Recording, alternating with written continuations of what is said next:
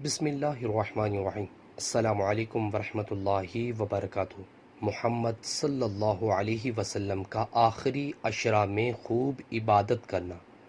سیدہ عائشہ رضی اللہ عنہا نے بیان کیا کہ جب رمضان کا آخری عشرہ آتا تو نبی کریم صلی اللہ علیہ وسلم اپنا تہبند مضبوط باندھتے، یعنی اپنی کمر پوری طرح کس لیتے، اور ان راتوں میں آپ صلی اللہ علیہ وسلم خود بھی جاگتے اور اپنے گھر والوں کو بھی جگایا کرتے تھے۔